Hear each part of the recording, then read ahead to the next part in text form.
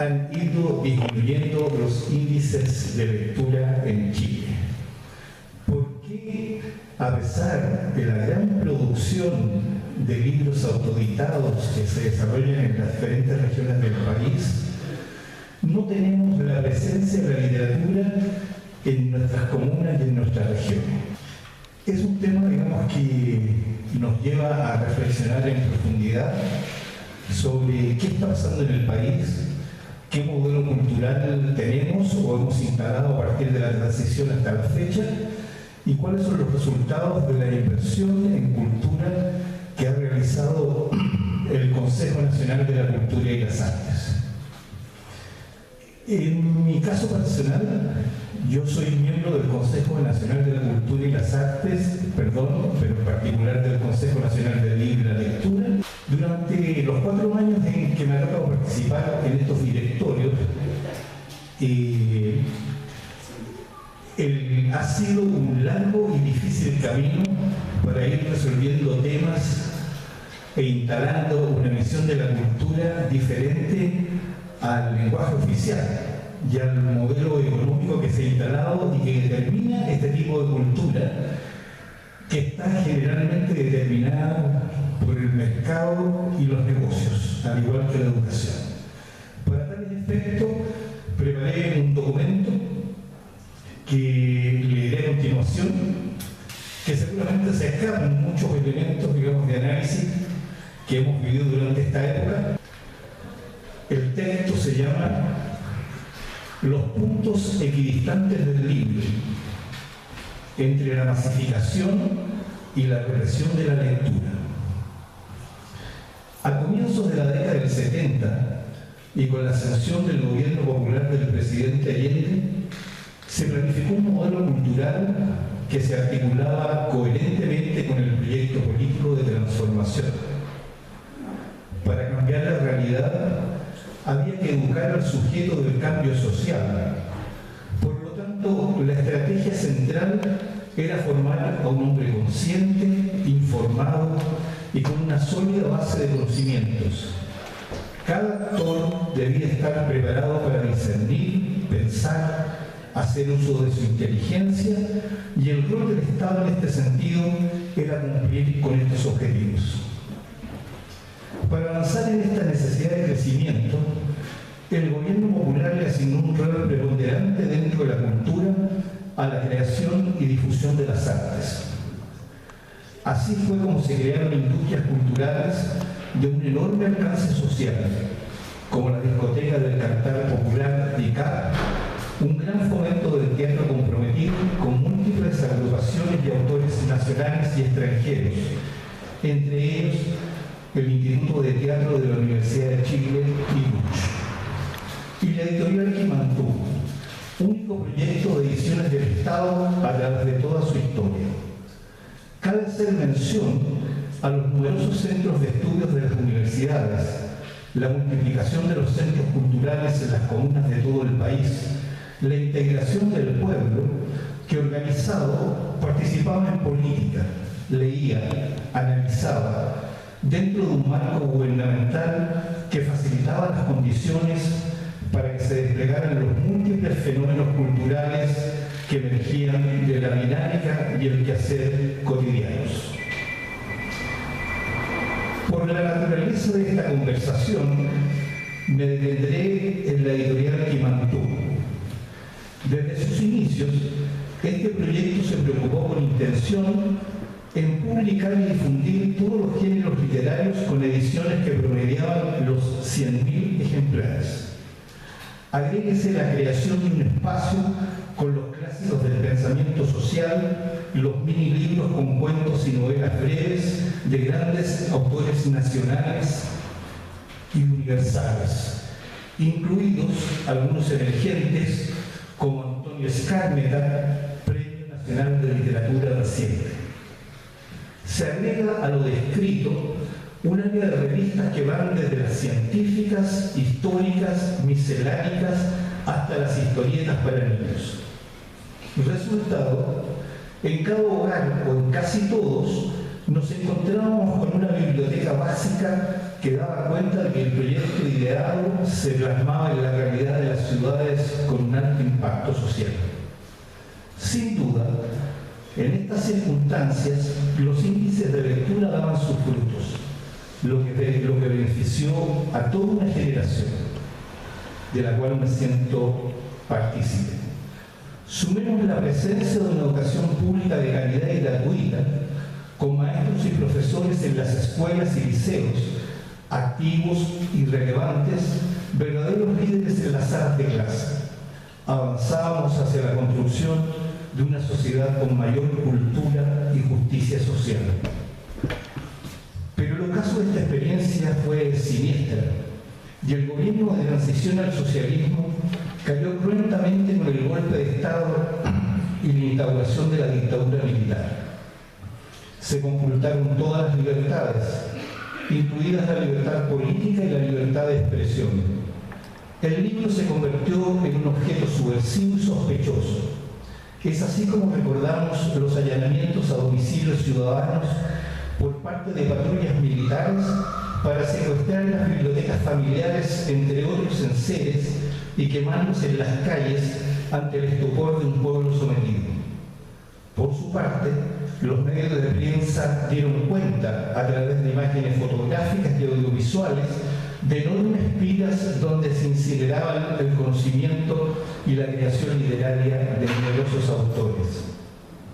Chile se oscureció, y las consecuencias en este ámbito fueron lapidarias para el fomento de la lectura.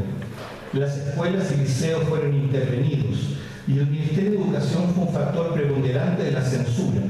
Aparecieron las listas negras de libros y escritores, se implantó un lenguaje oficial y se impuso autores proclives al régimen como Enrique Campos Menéndez y José Luis Rosasco, entre otros. En nombre de la moral y las buenas costumbres, desaparecieron las obras de Freud y de Fromm. Los ejemplos se pueden multiplicar por cientos. En los últimos años de esta tragedia, la sociedad civil organizada en distintos grupos incorporó la literatura y las artes al proceso de resistencia y a la lucha por la recuperación de la democracia. Pequeñas publicaciones, revistas alternativas e impresas a mimeógrafo, libros artesanales, dan cuenta de una producción editorial de alcance limitado en que nuevos autores de una nueva generación comienzan a publicar su literatura. Se socializan los textos vía oral en pequeños y grandes recitales, pero el daño masivo ya estaba hecho. Las generaciones nacidas durante los años de dictadura pierden contacto con el libro impreso y el acceso a este es de alcance mucho más reducido. Iniciada la transición e instalado el primer gobierno en una democracia protegida y con leyes de amarre relegadas por la dictadura, empiezan a quebrar las pequeñas empresas periodísticas que habían contribuido desde su trinchera a la recuperación de la democracia. Mueren las revistas Hoy, Apsis, Análisis y Cauce, y el único diario de la oposición de la época, el Fortín Mapoca. El nuevo gobierno no contribuye a su financiamiento a través de avisos publicitarios, recursos que invierte en los medios tradicionales adherentes al antiguo régimen, fortaleciendo su presencia en la vida mediática del país. Con esta decisión se impone un modelo comunicacional conservador y financiero. El reino de los negocios empieza a consolidarse, relegando el modelo cultural a una condición de marginalidad extrema. Se inicia un periodo de crisis en que tienden a desaparecer los intelectuales y los artistas. Carecen de total visibilidad. Entre la política de superestructura y los negocios de los grandes empresarios se mueve la vida pública y así la perciben los ciudadanos. El gobierno de la transición crea el Consejo Nacional de la Cultura y las Artes como un espacio institucional de fomento, institución de larga data que intenta recuperar con las nuevas generaciones el terreno perdido.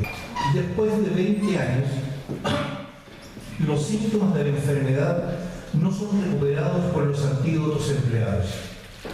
Pequeñas estrategias de recuperación de la lectura, bajos presupuestos, entre otros antecedentes, hacen de este organismo una superestructura con una baja especialización, sin las redes sociales adecuadas para la expansión de sus programas y atrapado en un grado de centralización de carácter elitista que hace casi imposible un mejoramiento expansivo de la lectura entre la población.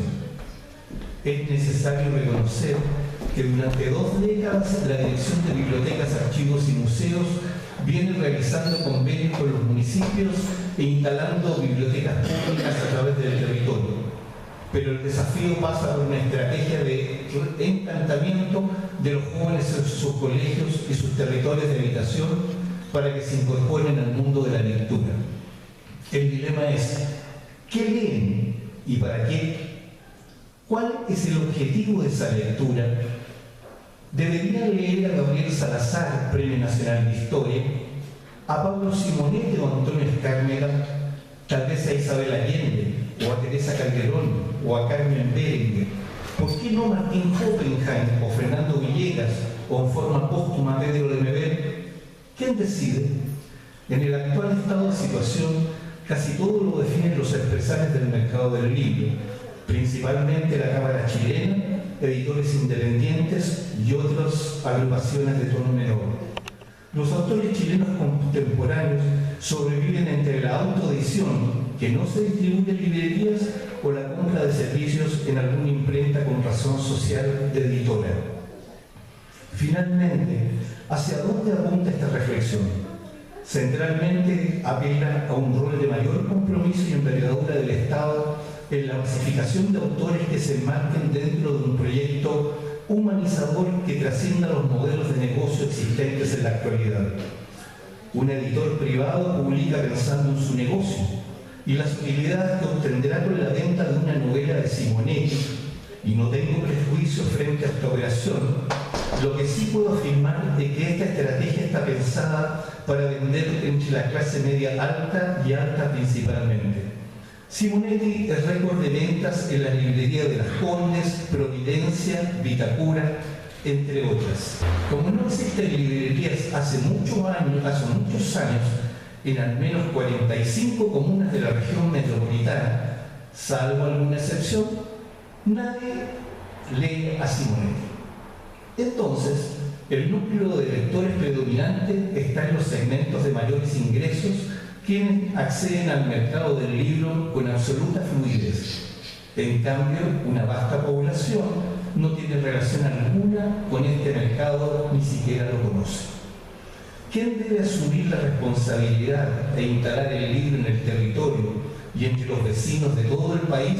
Es el Estado, pero a la vieja usanza allendista. Neruda fue conocido en la generación de los 70 porque la editora nacional Quimantú editó una antología para estudiantes con algunos de sus principales poemas en un volumen de 150.000 ejemplares que fueron distribuidos en las escuelas de todo el país en forma gratuita. Chile no posee hoy un modelo cultural coherente. Vivimos en un proceso de dispersión y de falta de orientación temática respecto a lo que queremos, necesitamos o aspiramos. El país carece de espíritu. Todo fenómeno está cruzado por el dinero y los intereses empresariales. Si está fuera de esta lógica, no es rentable para el modelo económico neoliberal. Este es el principal problema que debemos resolver. El Estado debe ser un agente orientador y articulador de las propuestas de lectura, que se relacionarán con una generación perdida entre las nuevas tecnologías. No se trata de uniformizar, porque deberán quedar abiertas las variables de la libre elección, entre comillas, pero las autoridades que poseen una legitimidad democrática están por sobre el mercado de los negocios y, por tanto, a través de sus equipos asociados a la cadena del libro, deben decidir qué publicaciones deben socializar para que aquellos que acceden a la lectura vayan alcanzando un perfil más integral e identitario, con una visión de sociedad de mayor calidad humana e integrada. Y esa sería mi propuesta. Muchas gracias.